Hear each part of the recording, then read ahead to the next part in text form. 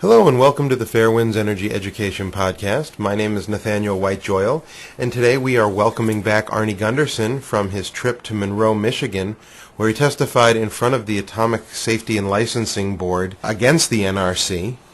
Today we will catch up with Arnie and find out just how this hearing went. Arnie, what happened out in Monroe? Yeah, it was a fascinating meeting. Let's catch up a little bit. We talked in the last podcast about how the deck is stacked against the public.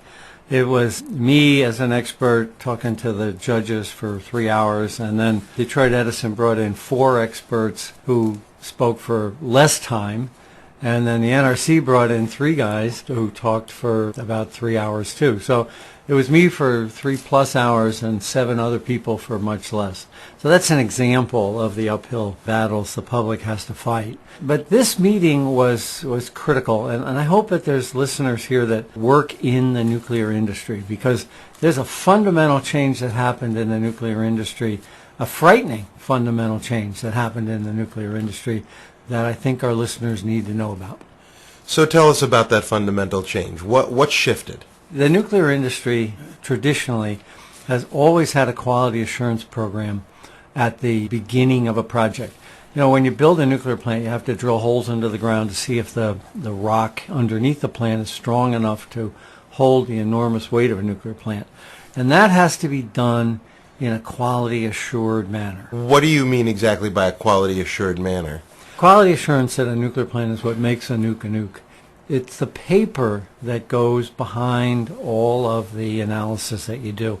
The example I like to use is if you have an American Kennel Club AKC poodle, and you let the poodle loose in the dog park for 6 hours, and then the poodle comes back pregnant, you've lost control of the paper. You don't have quality assurance to assure that those puppies are indeed AKC puppies. Well, it's the same thing in a nuclear plant. If you don't have good paperwork, you've got no assurance that the plant is being well designed and that the core borings were adequately performed. Okay, so tell me this. When does the plant or the utility need to have that quality assurance by? That's the key question in these hearings. Traditionally, the question was, as soon as you started, as soon as you told the Nuclear Regulatory Commission that you were going to license a site, you had to have a program in place. But what happened out at Fermi was that they decided to save money and they didn't have a program in place. The Nuclear Regulatory Commission caught them, and in 2009 wrote a series of scathing emails saying, you got to go back to square one here. You didn't have a program in place. But in these hearings, the Nuclear Regulatory Commission flip-flopped. And this is why people in the nuclear industry should be terrified about their testimony, which happens to have happened on Halloween as well. Another reason to be terrified. What happened was this. The Nuclear Regulatory Commission reinterpreted the law. The law says that you're an applicant when you begin the process of applying. And the NRC flip-flopped between 2009, when they wrote up Detroit Edison, and these hearings, and they said, no, you're not an applicant until the day you drop the papers off on our desk. So for 2 years, Detroit Edison didn't need a quality assurance program. And that's what came out in these hearings. The NRC just used extrajudicial process to change the law. The law says you're an applicant when you are applying, not when you drop the papers off on our desk. Okay, so tell us a little bit more specifically about your testimony and the arguments that you were making. Well, I had a ton of expert reports, literally, 2 inches of expert reports, and I think they're on the website from last week. I caught them in this lie. They had flip-flopped and not chosen to inform anybody of the flip-flop. So it went on for 3 hours where the 3 judges were grilling me and just me, and I think I did a pretty good job. After that, the Nuclear Regulatory Commission got up, and the 3 judges really ripped into the Nuclear Regulatory Commission. So a couple things they said. The NRC guy acknowledged these old emails that they wrote, and I said that, you said in 2009 These people didn't have a QA program. And he says, yeah, but we've changed our position. We have a new position that QA wasn't required. Did he explain why they had that new position, or was it just that they had a new position?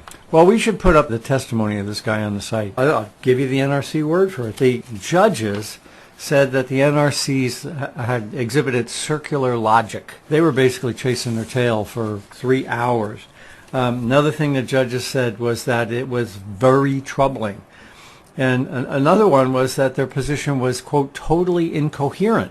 The judges seem to be supporting my decision that you need a quality assurance program from the very first minute you put a shovel in the ground on a nuclear plant. Well, it seems like that would be critical in creating something that has the potential to impact millions and millions of people if something were to go wrong. Worse than that was the other thing that came out.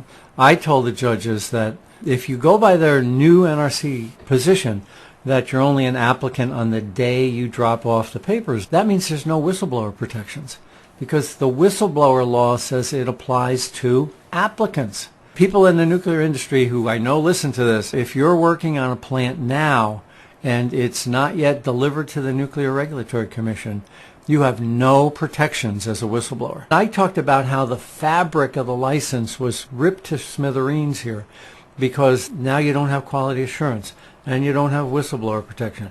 There's another law that says an applicant can't lie, called materially false statements. Well, if you're not an applicant, you can lie to the Nuclear Regulatory Commission. So the new position of the NRC disables not just quality assurance, but the whole safety net that the public expects from our regulator. Why has this position changed? This doesn't make any sense to me. The Nuclear Regulatory Commission has on their logo to protect people and to protect the environment. This seems completely contradictory to that. Yeah, this is another example of the Nuclear Regulatory Commission staff capitulating to corporate industry pressure and making nuclear plants cheaper. The whole goal here was to make this Fermi 3 nuclear plant cheaper. And the Nuclear Regulatory Commission has just rolled over and is allowing that to happen. It's not the first time I've seen this, not even the first time I've seen this year. I was working on the San Onofre plant. There's 4 expert reports on our site about that. The NRC staff was going to allow Edison, Southern California Edison, to start back up, and it was the efforts of Senator Barbara Boxer and Friends of the Earth that forced the Nuclear Regulatory Commission to do the job that we're paying them to do. This is all about protecting the public health and safety.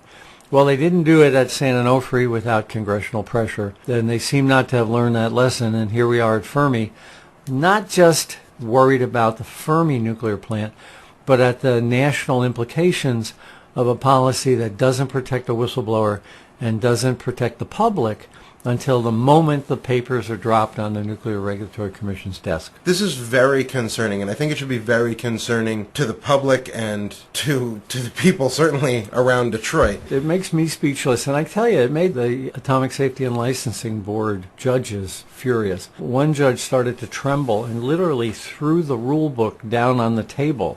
He was so angry at the Nuclear Regulatory Commission. But I don't know at the end of the day whether or not they're going to change anything. The Nuclear Regulatory Commission expert basically said, if you disagree with us, we'll get our lawyers involved and we'll bring this up to the 5 commissioners to overrule you. So it looks like the Nuclear Regulatory Commission may have an internal fight. Their own legal staff at the Atomic Safety and Licensing Board may disagree with their technical staff, and the 2 of them will bring that argument up to the full Nuclear Regulatory Commission. And those are 5 people. And as we've talked about before, 4 of the 5 are essentially in the industry's pocket. They will likely vote to strip the public of its right to be protected by having a quality assurance program and protecting whistleblowers. What can we do to remedy this situation? Is there anything, or are we just helpless? Well, for the next 75 days, there's a bunch of legal motions flying back and forth. And then the Atomic Safety and Licensing Board will write its final decision.